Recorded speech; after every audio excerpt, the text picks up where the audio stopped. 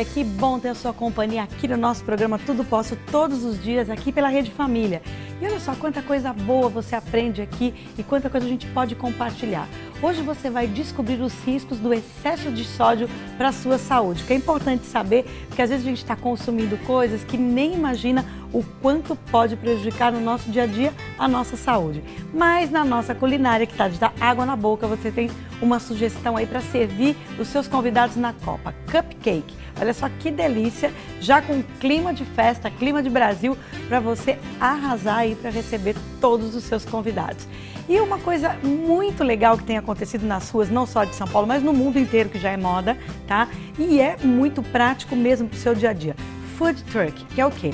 São caminhões, carros de você vai ter comida gourmet na rua, com preço ótimo, qualidade excelente e imperdível, e você vai conhecer um pouco mais sobre isso hoje também.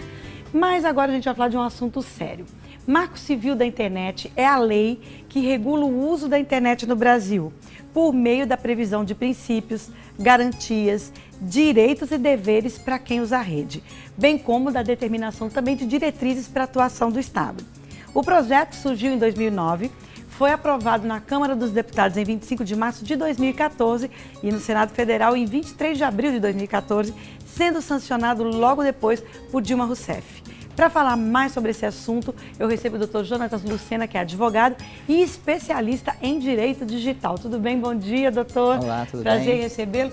E num período que estão acontecendo muitas coisas inusitadas mesmo na internet, né? Realmente tem o lado positivo, mas de uma certa forma é terra de ninguém. Ah, sem dúvida. O Marco Civil chegou defasado, sem sombra de dúvidas. Existe um grande alarde acerca do Marco Civil, mas eu entendo que ele veio atrasado com uma legislação frágil, tendo em vista os crimes que estão ocorrendo na atualidade. Tá. É muito fácil criar um perfil falso na rede social? Sem dúvida, é muito fácil. Questão de segundos se cria um perfil falso na internet. Não, até porque para os artistas mesmo, a gente já sofre com isso. A pessoa entra para procurar o meu Facebook, tem 500 Sula Miranda, que nem as pessoas mais próximas às vezes sabem qual é o perfil da personalidade, né? Tem que ficar checando, olhando, e você denuncia, passa um dia, passa dois, daqui a pouco está ali de volta. Enfim, de que forma a gente pode se prevenir, quais são os cuidados que a gente deve tomar para não cair em nenhum tipo de golpe?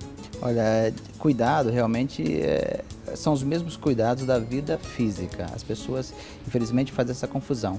Elas relaxam na vida virtual de forma que não deveria fazer. Ou seja, muitas fotos na internet, muitas postagens desnecessárias abrem a sua vida de forma exacerbada, dando margem a criminosos virtuais de fazer o que bem entender com suas informações.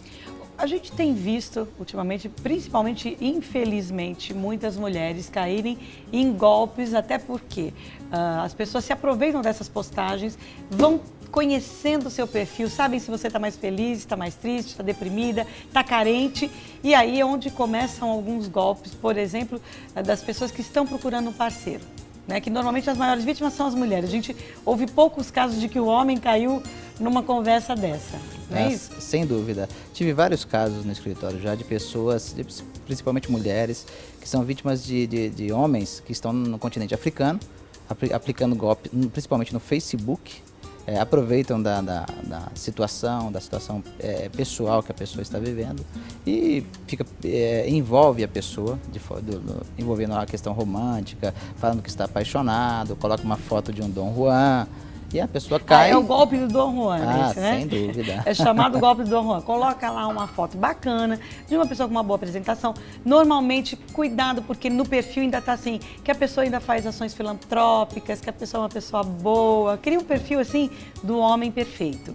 E na conversinha do dia a dia, a desculpa é, vamos falar pelo Skype, a imagem cai toda hora, nunca consegue colocar a imagem lá para você de fato conversar. E as pessoas, por carência, infelizmente, né, acabam se deixando levar, mesmo com muita informação. Pessoas que têm estudo, pessoas que têm informação, acabam se deixando levar por essas situações. E a gente teve um caso recente agora que chegou até a morte, né? O caso do Guarujá, onde espancaram uma mulher. Como que a gente... qual tipo de atitude, como é que a gente cuida de uma situação dessa na sociedade? A que ponto chegou? Não é? Sem dúvida, Sula. Hoje, inclusive, pela manhã, foi objeto de discussão no nosso escritório acerca desse caso. porque muitos advogados estão dizendo que é crime o que o dono da fanpage fez de divulgar essa informação, colocar um retrato falado. Então, mas eu entendo que ele não cometeu nenhum crime, o dono da fanpage. Vamos relembrar os fatos para quem está em casa que não acompanhou, né? Então, a história começa com uma pessoa que tem uma página. Isso é a fanpage no Guarujá, onde ele recebe postagem de moradores ali da cidade. Sim. E segundo ele, muitas pessoas pediram para ele postar a informação de que uma senhora roubava crianças para fazer magia negra. E divulgou na fanpage também um retrato falado. Um retrato falado, não era foto não de era ninguém. Foto, era nem uma nome. Suposição. Sem dúvida. Tá.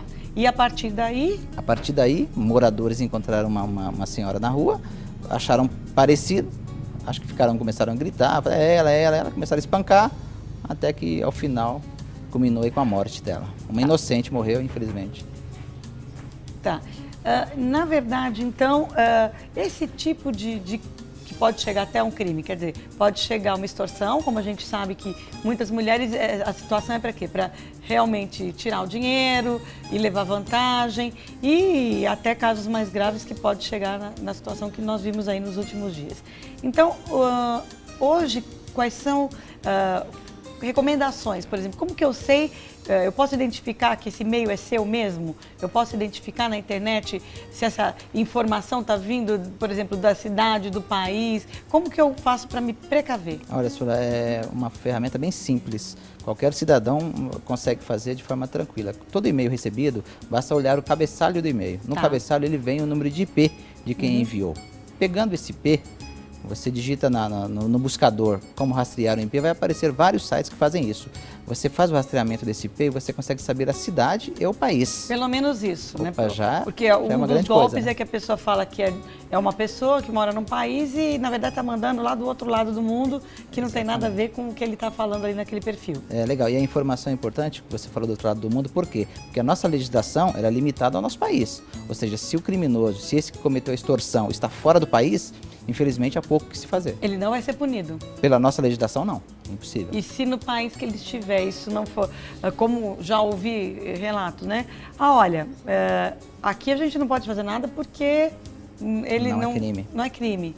E aí passa... Infelizmente, vai amargar um grande prejuízo, normalmente financeiro. E o que vai favorecer, então, essa aprovação do Marco Civil na internet? Olha, eu acho que favorece muito pouco, sinceramente falando. Porque antes do Marco Civil, já tínhamos o quê? A legislação do Código Civil, Código de Defesa do Consumidor, Código Penal. Então, já tinha muita legislação que os advogados poderiam trabalhar aí para chegar até o criminoso virtual. O Marco Civil, eu entendo que ele veio para regular aí, bem como da forma que você falou no início do programa. Um fato importante que eu vi no Marco Civil são os prazos, né? Antes, o provedor, ele não tinha prazo para armazenar dados eletrônicos, os IPs, os logs de acesso.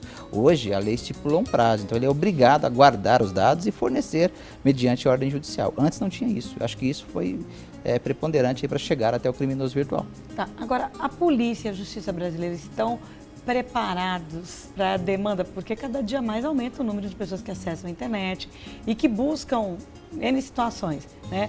Site de relacionamentos, todo tipo... Cada dia surge algo novo, né? Se posta informação do que você quer. Então, se eu quero dizer que você não é um bom caráter, eu vou lá e posto, e, enfim.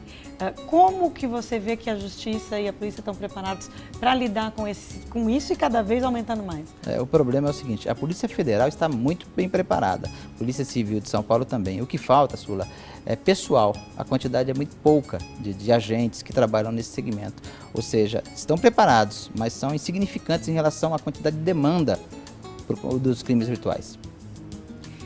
Então, na verdade, hoje a gente tem pessoas capacitadas, mas é um número muito pequeno. Muito pequeno. A gente teria o quê? Que está dando curso de capacitação, que tipo de providência que é necessário se tomar agora, porque daqui a pouco vai ter uma defasagem enorme. Sem dúvida. O aconselhável, normalmente, é as pessoas buscarem conhecimento de como evitar esses crimes, porque a maioria das vezes, Sula, o crime é cometido por uma negligência do próprio usuário da internet. Sim. Então, as pessoas devem buscar conhecimento para evitar isso aí, porque se depender da justiça, sem dúvida vai chegar até o criminoso, mas muitas vezes não vai suprir o prejuízo que a pessoa tomou. Então, que os prejuízos são, em alguns casos, além do prejuízo financeiro, tem o moral. familiar, famílias são destruídas, dúvida, né? sem Que dúvida. você às vezes e aí começam aquelas ameaças. A pessoa às vezes casada começa a falar com uma outra pessoa que nem existe e destrói aí famílias, relacionamentos, situações no emprego, enfim. Não, só pode destruir a vida de uma pessoa. Ontem mesmo eu vi no estado de Goiás, foi preso um ex-namorado, tirou fotos nuas da namorada e terminou o namoro. Alguns meses depois estava extorquindo ela em R$ 1.500, porque senão ia divulgar as fotos. Então, complicado. mas veja bem, mas olha o detalhe, Sula, ela deixou tirar as fotos. Sim. Por que deixou?